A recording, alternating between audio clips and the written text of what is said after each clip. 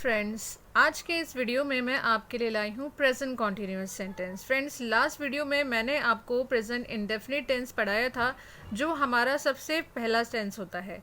और आज हम पढ़ेंगे सेकंड टेंस जो है हमारा प्रेजेंट कॉन्टिन्यूअस। देखिए, प्रेजेंट कॉन्टिन्यूअस, जैसे कि आपको इसके नाम से ही पता चल रहा होगा, कंटिन्यूअस मतलब जो भी चीज़ हमारी कंटिन्यूएशन में रहती है, मतलब कंटिन्यूएशन में लगातार जो काम अभी इस समय चल रहा है, मतलब लगातार हो रहा है, कंटिन्यूएशन में है, वो सेंटेंस हमारे प्रेजेंट कॉन्टिन्यूअस टेंस में आते हैं। देखिए, सारे हमारे 12 सेंटेंस में इस सेंटेंस को ईजीएस्ट टेंस कहा जाता है कि प्रेजेंट कॉन्टिन्यूअस सेंटेंस सबसे इजी होता है, तो इसलिए ये आप बहुत अच्छे से समझ जाएंगे। आइए आगे बढ़ते हैं। अगर हम बात करें इसके पहचान की कि हम कैसे पहचानेंगे कि ये टेंस हमारा प्रेजेंट कॉन्टिन्यूअस है, तो इन जो ये सेंटेंस होते हैं प्रेजेंट कॉन्टिन्यूअस, इनके वाक्यों के अंत में रहा है, रही है, रहे हैं, रहा हूँ आदि शब्द आते हैं। जैसे वह पढ़ाई कर रहा है, वह खाना बना रही है, बच्चे खेल रहे हैं, या मैं नहा रहा हूँ। ठीक है, तो लास्ट में हमारे ये सारे शब्द आ गए। इसका मतलब हम इजीली पहचान लेंगे कि okay, this sentence is present continuous tense. ठीक है, फिर उसके आगे हम बढ़ेंगे, उसको कैसे हम फ्रेम करेंगे, उसको रूल बना के। तो आइए रूल हम देख लेते हैं कि इसको बनाने के लिए क्या रूल लगता है। देखिए, सब्जेक्ट प्लस इज, एम या आर, मतलब सब्जेक्ट और सब्जेक्ट के बाद हम इज, एम या आर, इन तीनों चीज़ों में से कोई भी एक चीज़ लगाते हैं। या तो हम सब्जेक्ट के बाद इज लगाएंगे, या एम, या फिर आर। ठीक है, उसके बाद हम वर्ब आता है हमारा, और वर्ब की फर्स्ट फॉर्म आती है इस सेंटेंस में।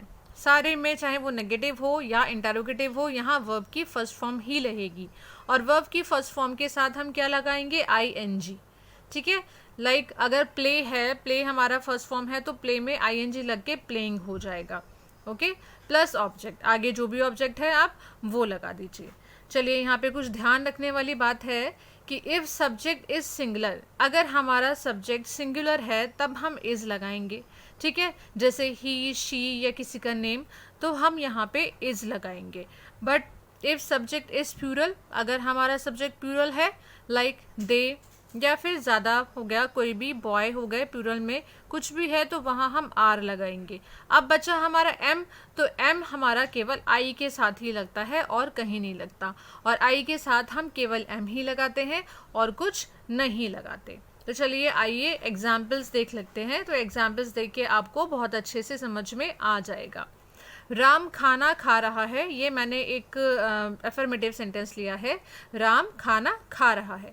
देखिए, यहाँ पे रहा है आ गया। ठीक है, प्रेजेंट कॉन्टिन्यूअस है, तो यहाँ लास्ट में रहा है लगा हुआ है, मतलब अभी राम खाना खा रहा है, अभी उसने खाया नहीं है, या फिर वो खाना स्टार्ट नहीं करेगा, अभी उसका खाना चल ही रहा है।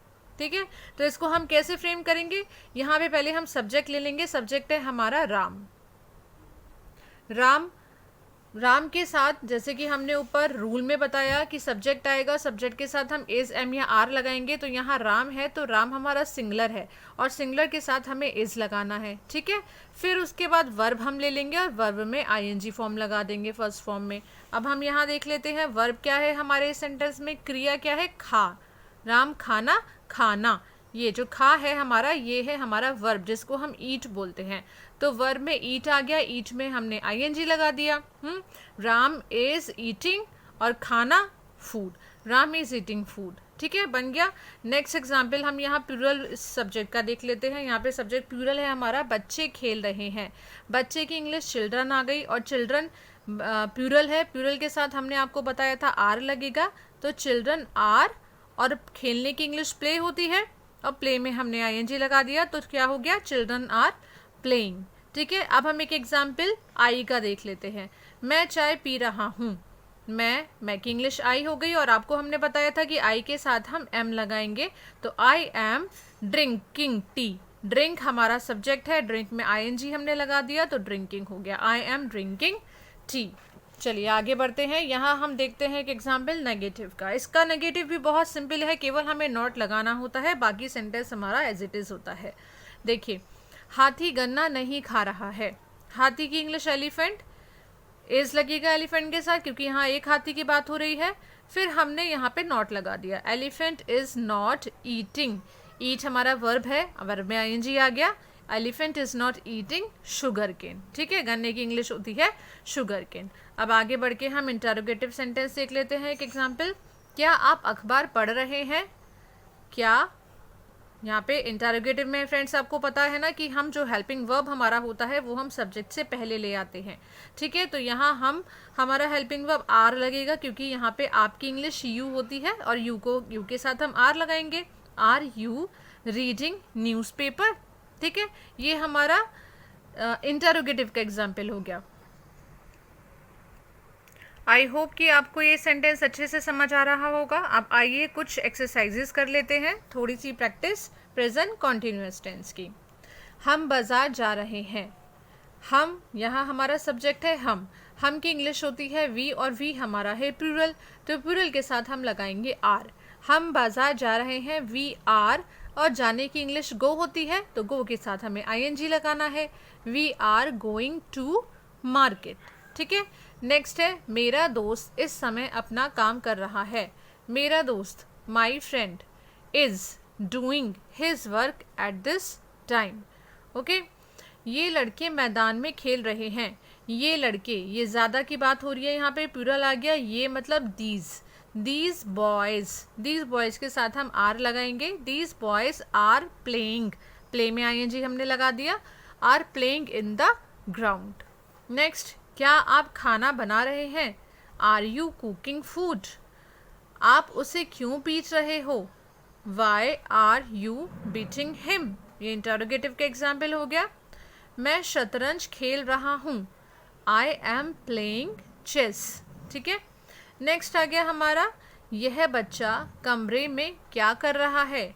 What is this child doing in the room? Okay, next देखिए, वह कार्टून देख रहा है। He is watching cartoon. मैं पत्र लिख रहा हूँ। I am writing letter.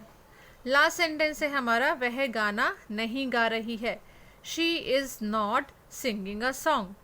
I hope friends आपको ये सारे ये प्रेजेंट कॉन्टिन्यूअस टेंस अच्छे से समझ आ गया होगा क्योंकि ये बहुत इजी है, इसमें टिपिकल वाली कोई बात ही नहीं है। फिर भी अगर आपको कोई भी क्वेरी है तो प्लीज़ मुझे कमेंट सेक्शन में ज़रूर बताइए, और अगर आपको मेरा वीडियो अच्छा लगा हो तो प्लीज़ इसे एक लाइक करिए और मेरे चैनल को सब्सक्राइब करिए। Thank you.